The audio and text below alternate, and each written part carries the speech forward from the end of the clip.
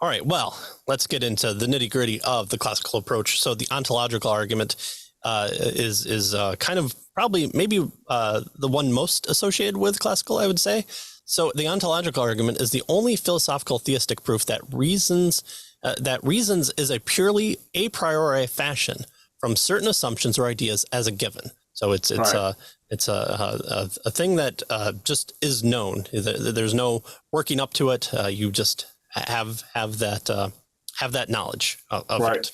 Now, and I'm not sure if I would suggest that the ontological argument is one of their main arguments. I think probably the cosmological argument Oh, that's is true. probably one of the main. This is one our authors are kind of going to dismiss this one actually as being part of their entourage of arguments here. But let's kind of work our way through it so that we can understand what this one is all about. Yeah. So there are many forms of the ontological argument, and some are too technical to discuss here. Very technical. Perhaps one of the simplest forms, if any of them may be called simple, is based on Anselm's second version of the argument, as restated by many various modern philosophers. Right. And so there's various versions actually of all of these arguments that we're going to work our way through here as we go. And so this is this ontological argument. It's based on, ontology is the idea of being, right? So God is a being that exists. He's the greatest conceivable being. That's the kind of the basis of this argument.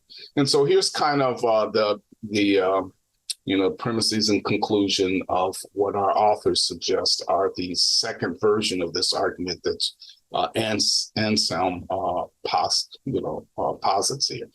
First, the existence of a necessary being must be either a necessary existence, or an impossible existence, or a possible but not necessary existence. Right. So that's the first premise. Secondly, but the existence of a necessary being is not an impossible existence, because as far as we can see, there is nothing contradictory about the concept of a necessary being, nor is the existence of a necessary being a possible but not necessary existence, since this would be a self-contradictory claim. Therefore, the existence of a necessary being is a necessary existence. And the conclusion then is therefore a necessary being necessarily exists, right? So this is kind of, I kind of see this one as kind of a magic trick, right? You do all of these definitions, and then all of a sudden, poof, God kind of pops into existence as a result of these various definitions, right? Right. But I mean, he's necessary like that. In order for us to see the magic show, there has to be a magician in order for the magic show to even be here. So yeah. Well, although classical apologists employ a wide variety of arguments for God's existence, most do not accept the ontological argument.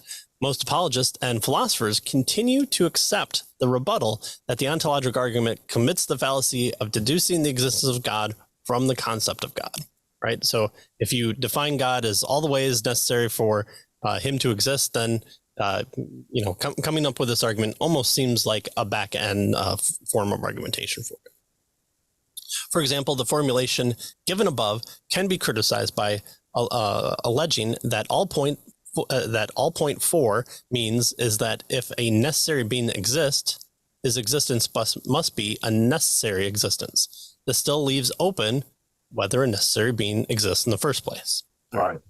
So notice, if we assume that a necessary being exists, right, or that the greatest conceivable being exists, then it seems to me the argument kind of works.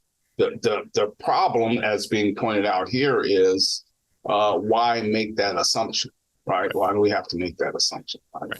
And so that's kind of the issue that many people have with this particular argument. Right.